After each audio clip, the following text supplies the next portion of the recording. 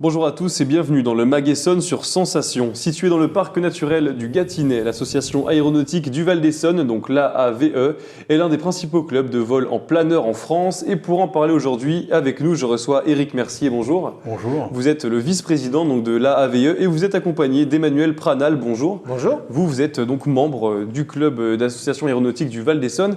Il fait partie des 162 clubs affiliés à la Fédération française de vol en planeur. Première question. Qu'est-ce qu'un planeur ? Un planeur, c'est tout simplement un avion sans moteur. Ça a les mêmes caractéristiques qu'un avion, sauf que ça n'utilise pas d'énergie fossile ou autre motorisée. Ça utilise l'énergie de l'atmosphère. Donc un petit peu plus écolo en soi qu'un avion si on prend de ce côté-là. Le club est basé à l'aérodrome de Buneau-Bonnevaux, donc tout au sud de l'Essonne. Est-ce que vous pouvez un petit peu nous décrire cet aérodrome ? Oui, alors l'aérodrome est situé géographiquement entre les communes de Malesherbes, Metz et Milly-la-Forêt. Et les infrastructures sur cette plateforme ont vu le jour en 1967 et notre association en est l'unique utilisatrice. C'est un aérodrome qui n'est pas ouvert à la circulation aérienne publique, sauf autorisation, pour évidemment assurer la sécurité des vols durant la haute saison due à notre forte activité aux abords de l'aérodrome. L'association totalise environ 180 bénévoles et adhérents, dont une vingtaine d'instructeurs qui assument l'école de pilotage. Sur cet aérodrome, on peut croiser facilement 3 salariés, un chef pilote, une secrétaire et puis un mécanicien. Et puis pour terminer, je dirais que nous sommes ouverts de mars à octobre, 7 jours sur 7. Et on propose à nos visiteurs d'effectuer des baptêmes de l'air en planeur classique et des baptêmes planeur voltige, ainsi que de la balade aérienne en motoplaneur. Alors vous avez parlé de voltige et de balade aérienne classique. Qu'est-ce qui différencie ces deux choses-là ? C'est 2 domaines de vol différents. Le baptême classique, je le qualifierais plutôt de balade aérienne et de la découverte des sensations et des méthodes qu'on utilise pour rester en l'air. Et puis après, pour ceux qui veulent un peu plus d'adrénaline, on effectue de la voltige aérienne avec un instructeur qualifié. Ouais, donc un peu plus sportif. Voilà, c'est ça. Et en moyenne, combien de temps justement peut durer un vol ? Est-ce que ça différencie justement le voltige des vols classiques ? Est-ce que le temps change ? En moyenne, c'est combien de temps ? Les vols en fait en planeur, ça dépend essentiellement du pilote. Donc il y a des vols qui peuvent aller jusqu'à 7-8 heures. Puisque ça dépend de si on arrive à rester en l'air. Ça, on parle du vol balade. Après, la voltige, là, généralement, c'est un remorqué un peu plus haut et on descend, on fait des figures et puis quand on arrive assez proche du sol, on arrête les figures et le vol est terminé. Donc là, des fois, la voltige, c'est plutôt un quart d'heure, 20 minutes. Sachant que justement le planeur, ça dépend un petit peu des conditions atmosphériques, j'imagine. Est-ce qu'il y a des périodes où on ne peut pas du tout voler ? Par exemple, je sais pas, l'hiver par exemple, peut-être que comme il fait froid, les vents ou quoi, peut-être que ça joue ?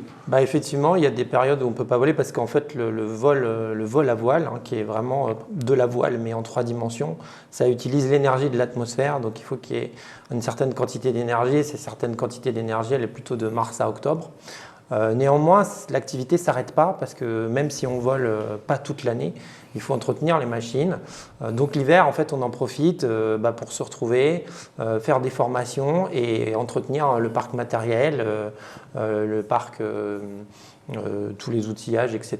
qu'il peut y avoir, et puis les bâtiments de l'association. Alors j'imagine que du coup, faire un vol en planeur, ça vous permet de voir le Sud-Essonne d'un autre point de vue, d'un point de vue assez exceptionnel, on peut le dire. Qu'est-ce que vous voyez généralement quand c'est comme ça ? Quels sont les paysages qu'on peut voir quand on vole au-dessus du Sud-Essonne ?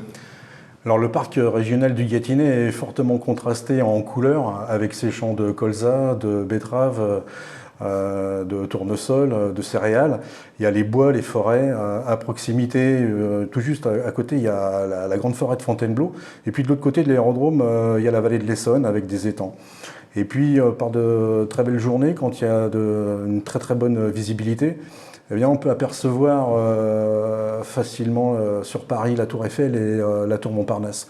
Enfin, en tout cas, c'est comme ça qu'on aborde ces thèmes avec Manu et d'autres pilotes, bien sûr, pour effectuer ces balades aériennes à l'occasion de baptême de l'air.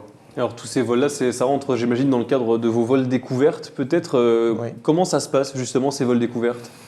Alors en fait, il y a plusieurs formules. Entre le baptême de l'air et l'inscription à l'année, on propose 2 passeports découvertes. Le premier est de 3 jours et le deuxième est de 6 jours.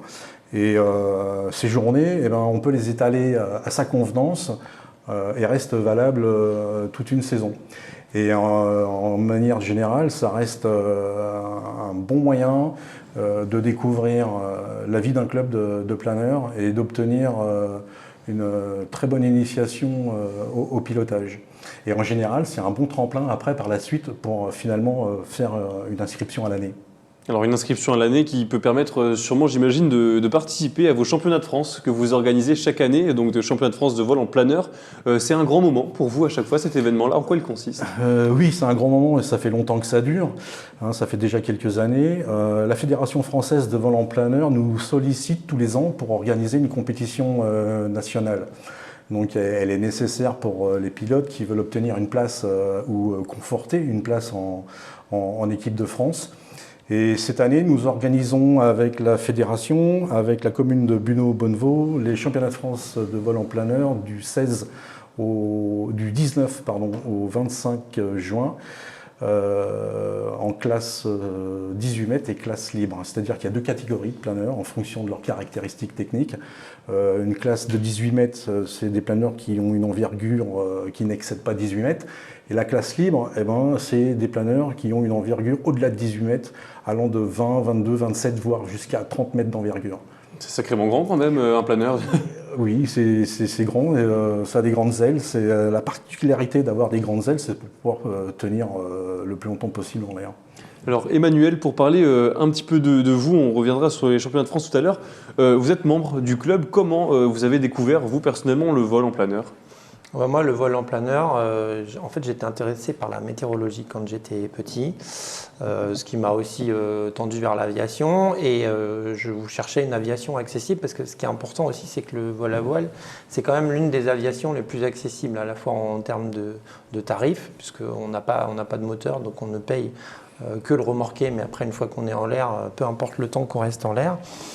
Et puis je cherchais aussi quelque chose qui était respectueux de l'environnement parce que déjà quand j'étais petit, j'avais cette sensibilité-là. Donc mon père il m'a offert un baptême à 14 ans et puis voilà, je suis tombé amoureux de la discipline.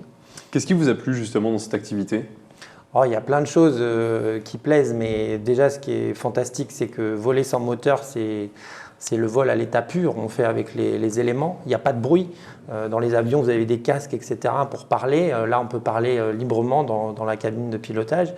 Et puis on évoquait les paysages tout à l'heure, donc on disait les paysages du Gâtinais, mais après quand on atteint un certain niveau, on peut partir, ce qu'on appelle en campagne, et là on peut aller voir d'autres paysages. Par exemple, en une journée, pour les bons pilotes, on peut aller faire un petit coucou au Puy-de-Dôme, faire un petit tour au Mont-Saint-Michel, voilà, c'est des points de virage. Ça permet vraiment de s'exporter vraiment dans différentes régions.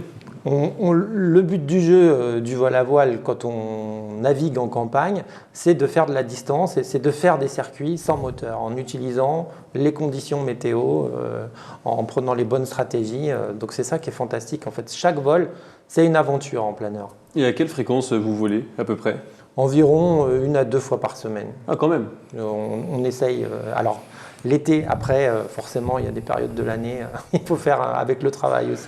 J'imagine que c'est aussi important. Alors, on a évoqué les championnats de France tout à l'heure. Est-ce qu'il y a possibilité qu'un jour, peut-être que ça existe déjà, des championnats régionaux ou départementaux?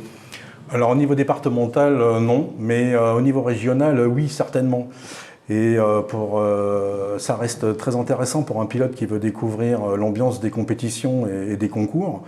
Et puis, au vu de ses performances et de ses ambitions, si ces performances sont régulières, eh bien, il peut être contacté par l'équipe de France Pôle Espoir.